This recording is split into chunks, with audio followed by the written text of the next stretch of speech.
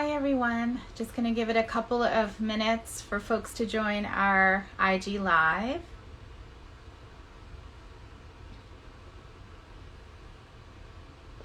Thank you for joining us. My name is Deepa Iyer and I'm with the Building Movement Project. I really appreciate folks who are joining.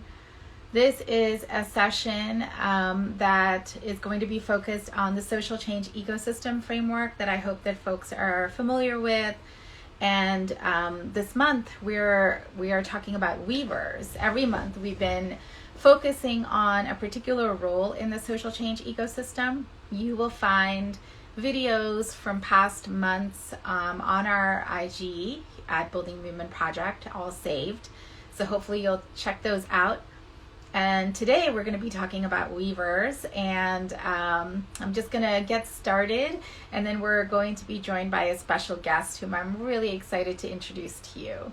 So as folks are coming in, I'm curious if there is a weaver in your life, in your work, that you want to give a shout out to. Please do so in the comments. What is an example? Who is an example of a weaver in your life or in your work? Please let us know. So I am going to start by just, again, thanking you all for joining. Again, this is the session on weavers, which is an important role, as all the other roles are in the social change ecosystem framework. I am Deepa Iyer, and I'm with the Building Movement Project. We're a national nonprofit organization that supports and strengthens organizations and networks who are engaged in social change. And for those of you who might want to know more about our work, I encourage you to check us out, buildingmovement.org. We just released a new project called Move the Money, which is focused on moving resources to support social change movements and their leaders. We'll drop a link into the chat for that particular project in case you are interested in that, if you work in philanthropy, or if you are receiving philanthropy, right? Receiving funds, you might be interested. So again, for those joining us, drop into the chat examples of folks who are weavers. You can give them a shout out and say why they're a weaver. I already see a couple of responses in the chat about that. So before I get started to tell you about weavers, a quick background for those of you who might be new to the social change ecosystem framework itself. So the framework, and we'll put a link into it too in the comments, is an approach that you can utilize to clarify your values, your roles, and your relationships that are part of an ecosystem for social change. There are 10 roles that we've imagined in the social change ecosystem framework. And as I mentioned, every single month, we're doing a deeper dive into these roles, today being this month. I always get it on the last day of the month, I feel. That today we're going to be talking about weavers. So if you're interested in learning more about the social change framework, ecosystem framework, you can utilize it for yourself as an individual, or you can utilize it as an organization. It is all available online at buildingmovement.org. You can also check my link tree and Building Movements to get access to it. I encourage you, if you are interested in learning about it, to read the reflection guide that accompanies the actual visual image, because in that reflection guide you'll find reflection questions that you could take as an individual or as an organization. You'll also find some guidelines for using the social change ecosystem framework. And just want to again really ask folks to follow the copyright guidelines we have and to not alter the visual image of the map, since it is something that I've created, and I'm hoping that we can continue to have it in its original form publicly out there. So with that, I'm going to tell you a little bit about weavers, just a little tiny bit, and then I'm going to invite our special guest on so that we can have a real conversation about what weavers do. And so for those of you who are joining us, please, if you'd like, drop into the chat examples of weavers, right, in your life, in your work, and also, of course, any questions that you might as well. have about weavers or the ecosystem framework. So very quickly, what do weavers do? So I'm gonna give you like a visual example of something that weavers do in terms of how they operate. So I have an 11-year-old child, and recently, because it is summer and he gets bored often, he's been working on these dot-to-dot books. You've seen these, you've done these, right? If you have kids, you might know, or if you're around kids, you might know that they work on these. So this is what weavers do. They connect the dots. And so what they do, and let's see what my son has done here. Okay, so what they literally do as weavers is that they connect the dots between seemingly different and disparate ideas, people, movements, and they connect them, right? And so weavers are able to actually see how the connections are made, and they're also able to see the full image.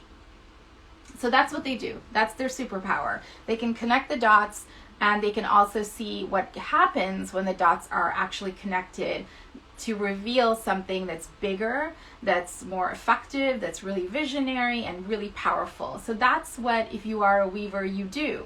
And so this is just an example of that kind of visually, okay? So now we're going to talk actually about the skills and strengths of weavers, as well as some of the ways in which they have room to grow, etc. So in order to do that, I'm going to ask, and I'm so excited that my friend and movement sister, Trish Choom, could join me today on this IG Live. I'm going to invite Trish to join and also tell you a little bit about Trish as well.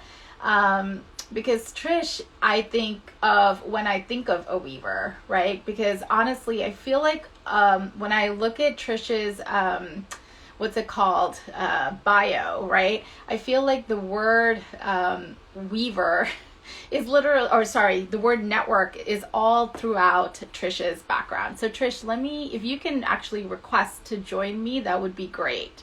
Oh, here you are. Okay. So let me tell you a little bit about Trish. So Trish is one of the first people I think of when I imagine who a weaver is. Hi, Trish. So there's always that moment where you're like, is it going to happen? Are the internets going to let us be great? It's good to see you, Deepa. From Silver Spring to Brooklyn. I'm so That's glad right. that that we've made it. So I was just going on and on about you. So let me finish that. So Trish connects people, resources, movements through networks. And like I said, a lot of Trish's job titles and the places that Trish has worked actually have the word network in them. So currently, Trish is a network organizer at the Robert Sterling Clark Foundation, where she supports fellows of the foundation do really important, powerful work in New York City. She was the former executive director of the Young Nonprofit Professionals Network. She was the network organizer for Within Our Lifetime, a network to end racism, and the director of leadership development at the Center for Community Change, where she also developed and nurtured a network of activists. And Trish is also family. She actually used to work at the Building Movement Project as a director of civic engagement. So there are a lot of connections and dots to be connected here, but thank you and welcome, Trish. Thank you so much. Thank you for inviting me to be a part of this conversation. You know, I love the map and I love this series. So it's good to be here. Great. So I wanted to just get started and maybe share some characteristics of weavers and then have you talk about how you actually utilize those characteristics. So very quickly, I started, for those who just joined, I talked a little bit about how weavers connect the dots, and I used my son's dot-to-dot book to kind of to show that. But it's just some real examples, right? For example, a weaver could be someone in a neighborhood who becomes aware that a neighbor is facing food insecurity and weaves others together in the neighborhood to provide support for that person. A weaver is a person in an organization who can take the different bodies of work that an organization is doing and weave together the common themes. A weaver is someone who understands that to build a campaign that you need to have different folks around the table and is able to support a network. And in the movement context, a weaver is someone who recognizes that movements don't operate in silos, right? So when we're talking about defunding the police and understand it's a racial justice issue, a weaver can connect that to the movement to abolish ICE and understand how the demands and the targets are related to each other. And finally, in philanthropy, a weaver is someone who recognizes how to move resources and build resources together into a funder collaborative, for example, in order to benefit a community that is going through a challenging time. So those are all just examples of weavers. There are people who understand intersectionality. There are people who understand relationships. There are people who understand connections and the importance of connectivity. And they're so, I think, vital as all of the roles are in our ecosystem. So with that, Trish, I want to ask you, when and how did you realize that you are a weaver? Yeah, it's I think we've all had the experience of when you're on a panel or something and they read your bio and it's a little bit like, oh, you're you're like listening as someone kind of talks about your experiences. It's a little humbling. But yeah, this is the first time I've listened as someone has described what a weaver is, right? I've sat here and had someone sort of name what the association is with this role that I've taken on for myself, and that also, I mean, it's like a different kind of humbling, like, but it was also powerful to listen and think like, oh yeah, I guess I do those things, and I guess that is me, and it's interesting this question about when I started to see myself that way. I'm realizing that it actually for me started as my experience as a weaver actually started as a problem, right? What I saw as a problem. When I was finishing school, I was getting a sense that, I was doing social justice work at the campus level and all these kinds of things. And so I was like, well, I know I want to continue doing this work. And everybody that I knew sort of like picked an issue area, right? Well, I'm going to graduate. I'm going to work for an environmental justice organization. Or I'm going to graduate and I'm going to work for a domestic violence organization. And I could not decide. I just my brain could not settle on the problem or the way that I would be able to build a world that I thought could hold me and the people that I loved, right? And so I thought I was deficient, that I wasn't somebody who could just like Right. pick a thing and follow a path. And but what I realized, fortunately, early on, and that I feel much more rooted in and proud of, is that what my mind was actually seeing was the connection between all Yeah. of these things. Like environmental justice didn't live over here while domestic violence hung out over there. Those things, they supported and challenged each other. They came from the same root. They would be solved by the same approaches.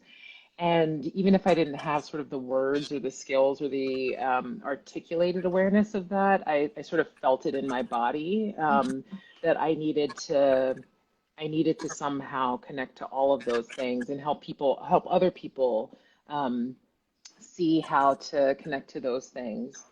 And so it really took me into, I would say, three different realms that I think are more familiar to folks. One is leadership development, right? Mm-hmm. I it kind of occurred to me that like, well, if I can't pick an issue area, I can at least support the people that show up in all of those spaces, right? So one of my first jobs was for idealist.org. I was a campus organizer where we were mostly doing trainings for young activists who were trying to figure out how to organize better. And I Mm-hmm. loved that work. The second area was around capacity building, right, which is what brought me to the Building Movement Project, Mm-hmm. So again, like how do you help a set of organizations or a set of people who are leading those organizations create better conditions for being able to do any of the work in any of those issue areas? And then the last, which you mentioned, is networks, right? Right. Which is the ultimate place for being able to support and connect a number of issues at once. So, Yeah. so yeah, so that's the. It started out as a problem, but it's Yeah. I receive it now as a gift. Oh, I love that. And there's so Hmm. much of what you said I think is important to unpack.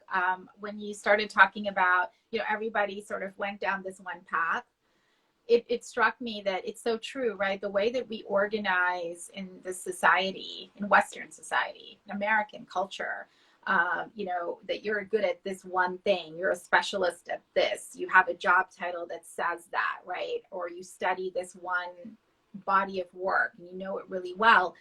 And for those of us who actually live in the in between and actually see the in between, I think it is very challenging, right? Which is why weaving, in a way, is indigenous. It comes from cultures that are not necessarily Western, right? It comes from the way in which Black and Asian and Latinx Native communities have always sort of built together. So I also want to lift that up just because I think it's important. Weaving itself is an act of resistance, right? To push back and say, no, there's a different way of Hmm. actually thinking about these problems or these issues as well. Hmm. So thank you for that. Um, can you share a little bit as you talked about those three buckets, leadership development, networks, and I forget Capacity this building. capacity building. What are some of the skills and strengths you've developed in order to utilize this ability to weave and connect? Hmm. Yeah, and thank you for lifting up the indigeneity of this. You mentioned that I was the head of the Young Nonprofit Professionals Network for a number of years, and I remember that it wasn't until I took that job and people were asking me about like, oh, how did you come to, when people kept asking me my story, Mm, that I realized I grew up inside of a network, right. you know, Yeah. right? A formal network. My parents started a Ghanaian association when they came to this country, but it was really just sort of like the formal container around our way of life, which Right. is that like I don't have to know how to do all the things. I don't have to own all the things, right? Somebody's got a speaker, somebody's got a table, somebody's got a cooler. We will have a dope barbecue, which is what we did in order to celebrate together Yeah. as Ghanaians, and you know and so I grew up knowing that like you said, our resistance but also our joy was kind of bound up in each Yeah. other, right? And Yeah. so thank you for bringing that up, and it always felt like the most natural thing. So to have it formalized is it's been interesting, and to your point about the skills, I think that I try to kind of go back to the things that are like indigenous also when I think about what it is I bring to weaving. Mm-hmm. Um, for me, deep it's a deep reverence for almost every person that you meet, right? And so I come from a culture that just assumes that you are valuable, right? Assumes your value, assumes your worth, assumes your beauty, uh, and um, and so when you sort of operate from that posture, you're always listening, right? Like what is this person's gifts, and I don't want this to sound weird, but it's like I realize that this is something that I do that not everybody does, but like I'm looking at you right now, Deepa, but like you also exist as like a composite in my mind of like, oh, these are all the things that like Right. Deepa does better than anybody, right? These are the arms that reach into the communities that I associate with Deepa, and being able to listen very deeply and take that in for each person that you meet. I actually don't have a great memory, but what I do have is a deep ability to listen and to Mm-hmm. like take in that experience of people. And so when someone says like, um, who is the person that is best at helping us understand how to operate at the intersections of, both our movements and the gifts that we bring. Because Mhm. I see you in that composite, I'm like, oh, Deepa, that's that's what I would call her for. So I think it's that deep ability to listen, that ability to just embody and take in all the gifts that people hold. But I think the other thing is the thing that we originally started talking about, which is not to be afraid to sort of Yeah. float one level up from like the conversation that we're having right now. I think people get scared of that, especially in our movement spaces. Like, oh, well, if we try to build these connections, then we're not talking about anything at all. We're talking about everything. And I think as weavers, um, we try to cultivate our own and others' feeling of like you won't get lost. Like Yeah. we can float up to this place where all of us are actually operating under the same oppressions or share a vision for where we want to go together, and we can actually spend time there without getting lost in our own individual struggles or our own individual identities and our own individual gifts. So I would say that that's another skill that I really lean into. Yeah, I never really thought of that. So I so appreciate you mentioning that because it is true that in a way weavers are floating sort of above because they they might not see it fully, but they can instinctively feel that there is a collective image, right? Like when I was showing the dot to dot book of my kid, I mean, he doesn't know what he's doing when he's doing the dot to dot, but then he feels into it, right? And so then after that, then there's like a house, right, that Hmm. gets built. And so there is this sense of feeling for it. I also really want to bring up some of the other points you said about strength. So listening deeply, also understanding that. I think also understanding. I'm going to intuit this from what you said. Understanding the ecosystem or the landscape, like weavers have to know, right? Like, okay, this person has X gift that they can bring into this particular network. So, like, actually knowing and understanding how different organizations and people are operating, so that the decisions made when weaves are coming from actual knowledge of the movement. So I think that's important too. Hmm. Um, and then this courage of saying it's okay to be sort of in the I keep saying in the gray, but that's probably not the right thing, in the in between spaces, even if we don't know fully what it is that we're weaving yet. Hmm. So thank you for that. I see, and I want to invite the questions. I see some questions coming in, so I will get to those, but really want to invite those. But before I do that, I wanted to ask you, and you already did this a little bit. I was going to ask you for some examples of when you have taken on the role of a weaver. I was curious if you could talk about it specifically in the role that you're in now, with philanthropy, right? Because one of the things that I try to tell people about the social change ecosystem framework is that it isn't just for people who are activists, right? Like there are many institutions and many people are interested in and committed to social change. And so I think giving examples of folks in philanthropy or in non-organizational social change organizations who are doing this work is important.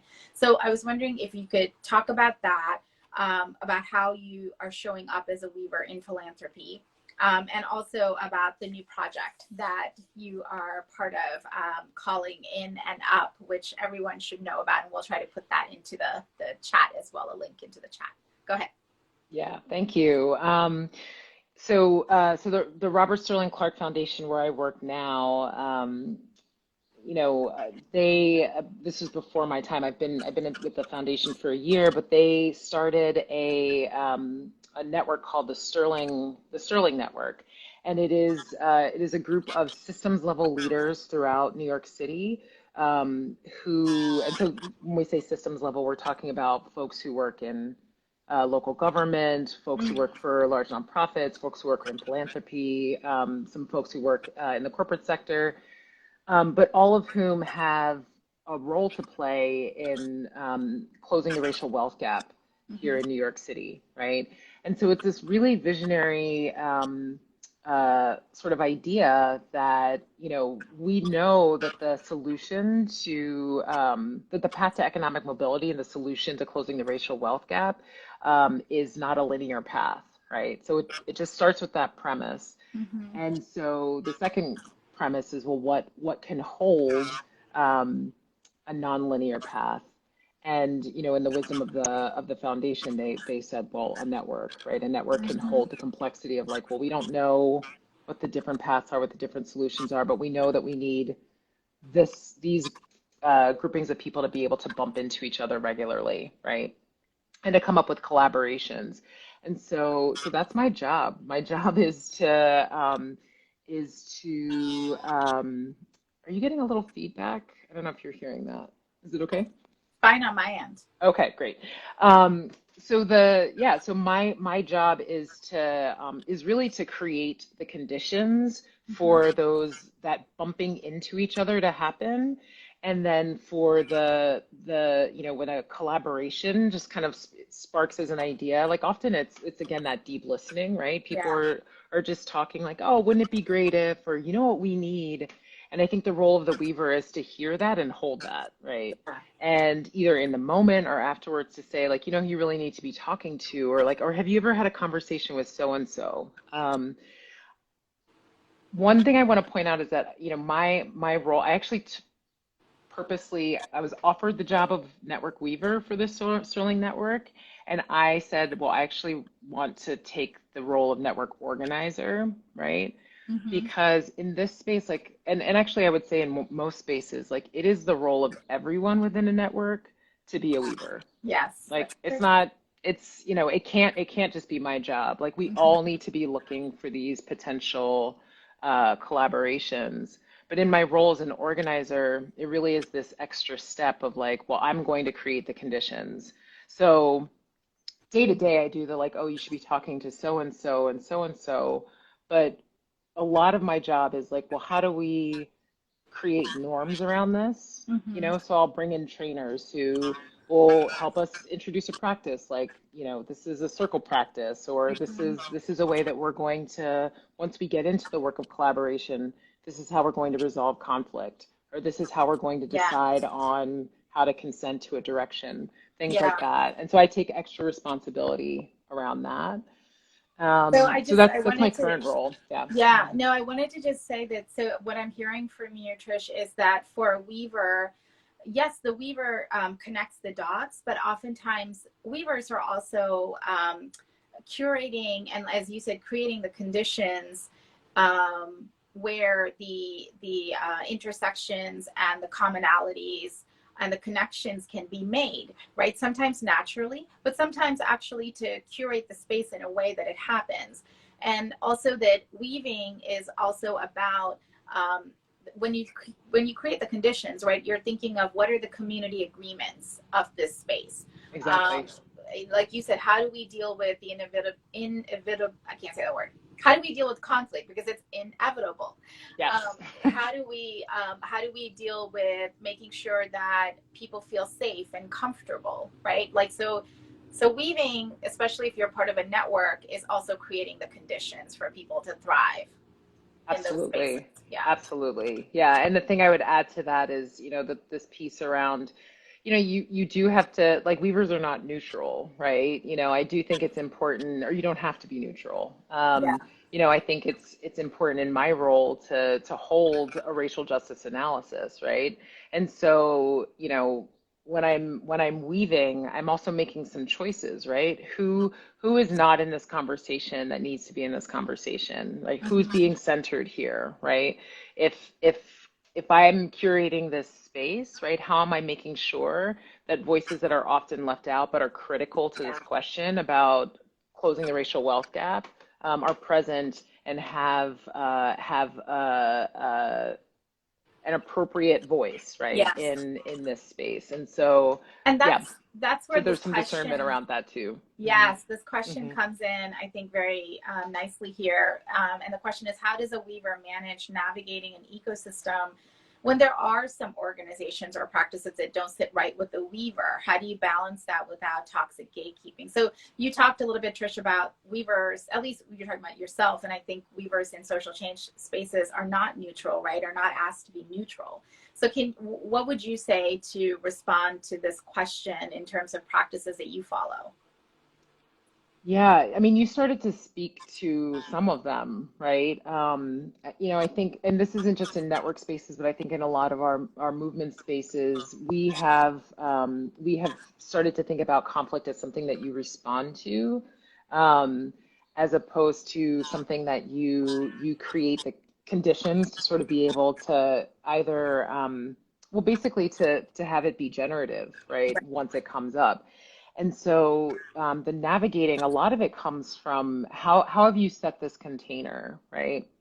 So Yeah. so one of the first things I asked when I came to the Sterling Network were, well, what are our community agreements, right? And the network had a set of them or has a set of them. But it was kind of like something that lived up on the wall, right? Like we put it up at the retreat, we read it at the beginning of a Zoom.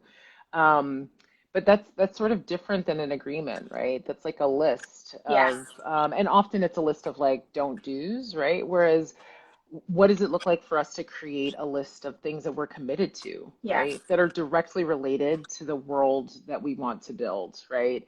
And, I have had just an incredible experience with the Sterling Network this year of kind of going back to that question, well, what does it look like? What is the New York that we want, right? What does it Mhm. look like to not only be working towards racial equity, but to be practicing it here in our space, Right. right?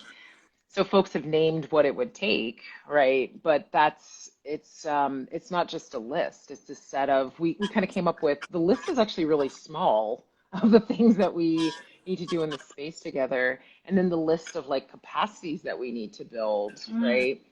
Yeah. Well, we actually need shared language around racial equity, right? Well, we actually need shared practices around, what happens when, like, my identity is challenged by the way that your identity is showing up, and those are things that an organizer, a network organizer, can bring into the Yes. group. So I hope it doesn't, for who the person that asked that question, I hope it doesn't feel like a dodge, but I do want to lift up that there's sort of like pre-work. There's Yeah. creating the conditions work that actually are way more powerful than sort of addressing a conflict just when it comes up in the moment. And also, I would say as a final point, focusing on creating those conditions means that it's not just the weaver's role to That's hold what it. happens Yeah. in the network. When we've made a set of community agreements, when we've said these are the conditions that we want, everyone has the chance to hold them, Yes. right? Yep, Everyone's responsible for them. Yeah. exactly. Yep. Yeah. So what I think I hear you saying is for a weaver who's part of a network, and a lot of weavers do create hubs, networks, coalitions, right? Tables. That it's not that the pre-work is so important, right? So it's not just saying, okay, let's all agree to be present, which is an agreement that a lot of people say on the checklist, right? But Mhm. it's perhaps taking it a little bit further to say, we recognize that each of us is going through a time of unprecedented loss and pain, and that we're caring for many other people, or there's a lot on our minds, right? And so for us, what does presence mean in light of the current environment, right? Like, Yes. is that what you're talking about? Like Exactly. having, Like yeah, unpacking, like, well, what does it actually, what does it actually look like, right, to live into that commitment, right? So an example of saying like, oh, we agree to be bold, or we're committed to bold conversations. Practice around that would be, I commit to saying I'm feeling some type of way, right, right?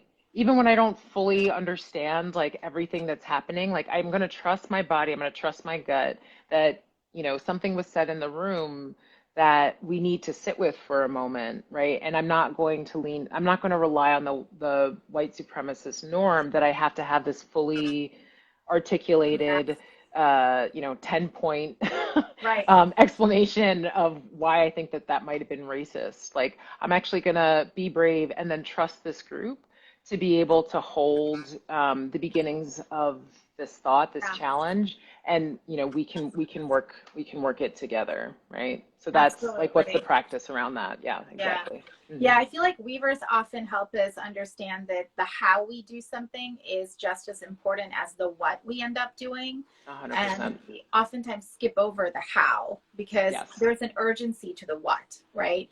And so it's understandable. But oftentimes we've all been part of networks, coalitions, and tables that don't work out, that we feel invisible in, or, our communities, our voices aren't heard or whatever, right? And I think that's because we don't work on the how as much. And so I really appreciate that weavers, as you said, are creating the conditions for holding Mm-hmm. space. Mm-hmm. So I want to see if folks have other questions. We have a little bit more time.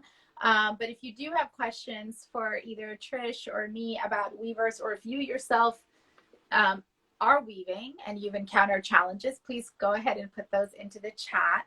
I want to quickly talk about, one way in which weaving shows up a lot is that I think weavers understand the importance of solidarity. So just wanted to bring that up. I think that weavers understand the importance of moving beyond silos, as we've said, and finding connections and commonalities. If we're talking about social change, and we're talking about different communities and different movements and different issues, weavers can be a critical part of your ecosystem because they can really understand why it's important to build the connections, understand who's missing from the table, but also, as we've said a lot, create the conditions for weaving to happen. So again, if folks have questions, feel free to put those in. But Trish, I want to ask you a couple of more questions, and we'll get into calling in and up. I have not forgotten that. Tell me a little bit about capacity and sustainability, because I think that's something that comes up a lot in all of these conversations. Who are the people, as you are a weaver, right? Who are the people in your ecosystem that support you? You don't have to name specific people, but what are the roles, right, that you try to make sure are in your ecosystem, to support you and to sustain you? Mm-hmm. Yeah, I mean, I think, to your last point, I think one of the things that weavers are good at, when you were talking about solidarity, I think one of the gifts that weavers bring is that we are good at creating connections without samifying people, right? Like, the goal isn't like, oh, we can be in this network space together because we're all going to do the same work, right? I think one of the things that I do is that I let people hang out in their lane. I think your lane is beautiful, right? And so, you hate facilitating meetings, but you love being the organizer that goes out and makes sure everybody shows up. Like, you don't ever have to facilitate if you don't want to, right? Like, the Right. idea isn't like, to share space, to hold things, to hold this in common. It doesn't require all of us to show up in the same way. So I think that that's a practice of solidarity, right? Like, allowing people to live fully in their, like, identity and gifts, without sort of feeling like, in order to be in this space together, we have to samify each other. Um, and then you asked a specific question that I lost, Yeah, that I just lost. about But when you are building your capacity to be a weaver, or yeah, who thinking are the about your people I have around me? sustainability. Yeah, Yeah. what are the roles in the ecosystem framework that you feel are important for you? What are some practices that you're building around sustainability, recognizing that it's an iterative process, obviously? Right. So there's two I would point to. So one is personal, and also supports me in my network weaving. So, as I mentioned, I consider my network weaving to be an indigenous set of both practices and gifts. And but network weaving is this it's a term that and networks in general is a term that's been sort of adopted more largely, and I would go as far as to say co-opted in a number of spaces, to the point of exclusion, right? Where where folks say, like, this is the theory of networks, and it has to look like this, and this is the technicality of it, which can really sort of create people who've been, or the circumstances where people who've been doing this for a long time, like myself, might feel a little bit of imposter syndrome, like, can I actually speak to what it takes, the technicalities around this, right? When my practice doesn't look like this. Mm-hmm. And so along the way, I've actually discovered other, especially women of color, who work as, in this capacity in some way. And, the group of us, we sort of connected informally, but now have this monthly check-in, right? We call ourselves the Queen Sages, and that was a name coined by the brilliant and beautiful Ana Polanco, who is the ultimate weaver. But it's really a decolonizing space for us, right? Right. To kind of go once a month and say, like, what is it that we know? What are we seeing? And like in the plainest terms, in the most like deeply resonant terms, like what is this? And what do we want to lean towards? What do we want to rid ourselves and our network spaces of? And so for me, that's been really important, Mm-hmm. just to have that sort of check on myself, that sort of um, brings me back to sort of the original intent, right? My purpose and commitment around this. Yeah.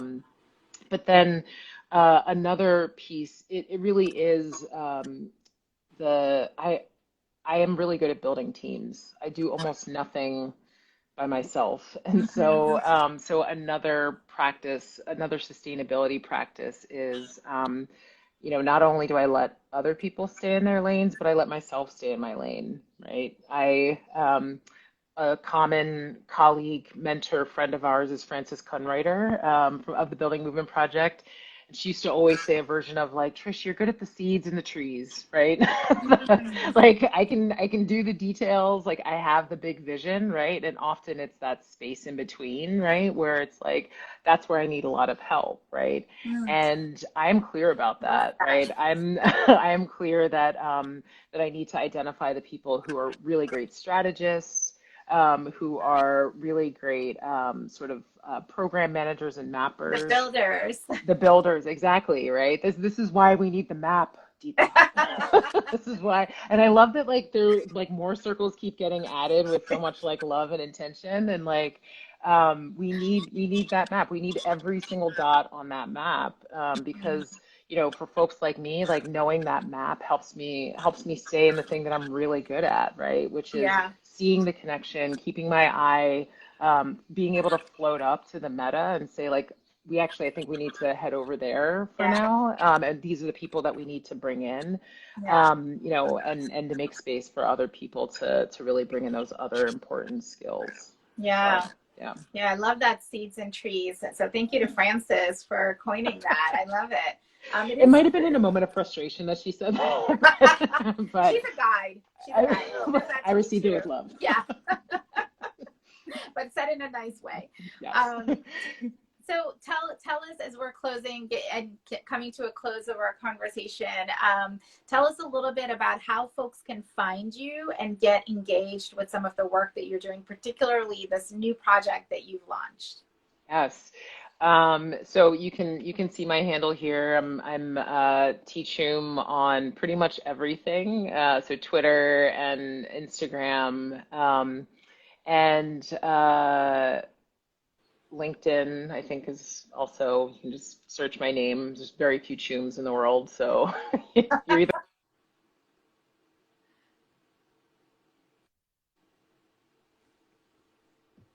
I think I lost you for a second. Can Can you you hear hear me? me? Yes. Oh, okay. Sorry, I don't like alarm went off, but yes, I can hear you now. So yeah, search Chum. You're gonna find me or one of my siblings. So those are some ways to stay connected on all of the socials. But I would love for folks also to check out Calling In and Up. That is it's a gift. It's a love letter to our movement spaces. I had the opportunity to work with a team of folks when I was at the Center for Community Change, and we were all exploring this question of, what does it really look like to support women of color organizers who are stepping into greater leadership, right? And, folks had their list of management skills and that folks needed in order to be great leaders. And we, the women of color who sort of sat together in a circle to answer this question, we knew that that what we needed was each other, right? And what we needed was deep belief in the indigenous gifts that we bring. And so we try to translate that into a curriculum, a set of sessions and workshops that you can use in retreat spaces and tools that you can bring into everyday organizing life and organizational life, to try to lean into this idea, this underpinning that we need each other and we need to believe deeply in ourselves in order to get free. And so it's callinginandup.org, all spelled out, calling in and up. The handle on social media is calling in up. So you can follow us here on Instagram and learn more about that. And it's an open resource. So and you're doing a series of IG lives, right? We just finished. Okay, Yeah, so we're those are trying available. to be Deepa, right? We're trying to like get on the IG. We're trying Don't to, do it. and this. Well, I was gonna say this is how not good at it we are. We like none of them recorded. We're so we'll do more IGs. Yes. Deepa's gonna mentor us. She's gonna at least show us how you get the videos to record. But the point is that keep following us on the socials. Go to the website. You can download any of the tools. You can read about the pedagogy that those tools are rooted in. And more importantly, use the tools and hashtag us at calling in and up to let us know like what you're learning, right? Like, oh, we use it in this space and like it was useful here and we made this adjustment to make it more useful there. Like you want feedback from folks who are actually using it so you can improve it or enhance it. Yeah. So it's like an evolving living document. It absolutely is. Curricula for folks. I'm so grateful to you, Trish, for taking what you've learned and actually translating it into tools and resources for folks to use, because I think we're all looking for that, ways to not just do our work more effectively, but also to actually be in reflection about how we do it, and recognizing that there are others who are both struggling or on different phases of a continuum in terms of how to do social change work, how to do organizing, how to do work that builds solidarity. So I'm just so grateful to you for these reasons and your team of folks. Yes. Shout out to Aida Quadrado Bozzo, Susan Wilcox, Zuri Tao, Viveka Chen, Holiday Simmons, Tammy Alfada, Janelle Bouvet, so many, Bethel. That's so great. The guy, And I want to say, Deepa, like I learned it by watching you, right? Like I don't know about that. We can talk up here all day long about what it means to be in a social change ecosystem, but like, you have always been the person that's like, here's a visual, here's a tool, here's how we have the conversations about it, and more of that, please. Yeah. Oh, everyone. Good. Yes, more of that from everyone.